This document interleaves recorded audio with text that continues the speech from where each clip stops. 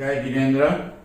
નમસ્કાર શ્રોતા મિત્રો, હું દિનેશભાઈ શાહ, પ્રોજેક્ટ ચેરમેન, નવચેતન ભગવાન મહાવીર માનવ કલ્યાણ કેન્દ્ર માંડવી, રાજ્ય, રાષ્ટ્રીય અને સમાજ રત્ન એવોર્ડ વિજેતા.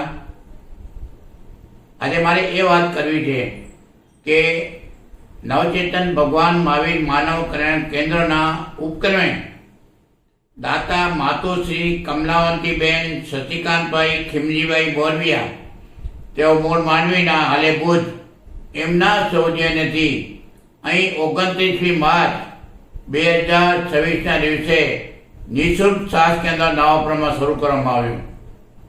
આ સ્વાસ્થ્ય કેન્દ્ર સતત 14મા વર્ષે ચાલુ હતું. આથી અગાઉ 13 વર્ષ પણ થઈ ગયા. આજે 14 વર્ષ સંપન્ન થયા. હું આ વર્ષની વાત કરું તો 92 દિવસ, 92 ડે, 92 દિવસ બધાને નિઃશુલ્ક શ્વાસ આપવામાં આવી. દરરોજ એક પરિવારને 1 લીટર હિસાબે દરરોજના 500 પરિવારોને નિઃશુલ્ક શ્વાસ એટલે ઉનાળાનું અમૃત અમે નિઃશુલ્ક આપ્યું.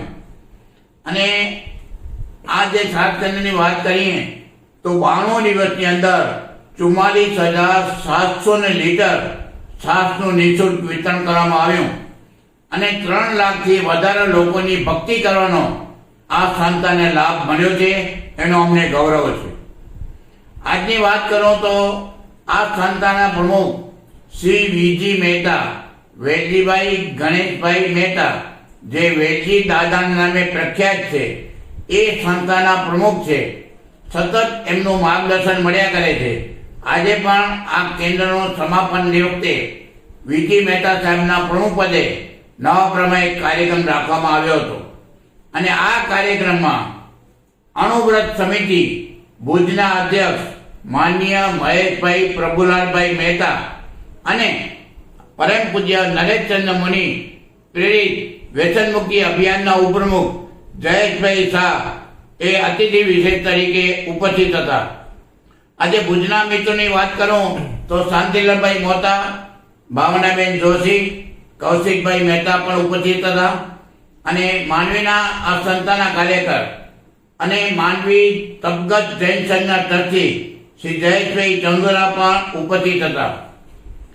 આ સ્વાસ્થ્ય કેન્દ્રને કારણે જે ઉનાળામાં અત્યારે કાળઝાળ ગરમી હતી, એમાં લોકોએ ખૂબ રાહતરૂપ હતી. બીજા શબ્દોમાં કહીએ તો આ સ્વાસ્થ્ય કેન્દ્ર માંડવીના નગરજનો માટે આશીર્વાદરૂપ હતો. આજે અમારા પ્રમુખ વેલજી દાદાએ જાહેરાત કરી કે આ સ્વાસ્થ્ય કેન્દ્ર આવતા વર્ષે પણ અમે ચાલુ રાખીશું. આ શશિકાંતભાઈ હમણાં વિદાય લઈ ગયા, પણ શશિકાંતભાઈના ડોટર એટલે કે ડોક્ટર રૂપાલીબેન મોરબિયા અને મનીષભાઈ પણ સતત હકારાત્મક છે. એમના તરફથી અમને પૂરો સહયોગ મળ્યો છે. એ લોકો આવવાના હતા, પણ અનિવાર્ય સંજોગો વસાત તે અત્રે આજે આવી શક્યા નહોતા. અને એમણે આ સ્વાસ્થ્ય કેન્દ્રને શુભેચ્છા પાઠવી હતી. આજે એક બીજી જાહેરાત કરીએ કે કચ્છ જિલ્લા કચ્છ શક્તિ રાષ્ટ્રીય એવોર્ડ માટે પસંદગી પામેલા આ સંસ્થાના પ્રમુખ વીજી મહેતા સાહેબને 26મી તારીખે મુંબઈમાં કચ્છ શક્તિ એવોર્ડ એનાયત થશે. એનો આ સંસ્થાને ગૌરવ છે. એટલે અમારી સંસ્થાએ આજે અમે માંડવીના હું એટલે દિનેશભાઈ શાહ, જયેશભાઈ શાહ અને જયેશભાઈ ચંદુરા આ વીજી મહેતા સાહેબનું આજે પાઘડી ઓઢાડી, મોતીની માળા પહેરાવી અને શાલ ઓઢાડી આજે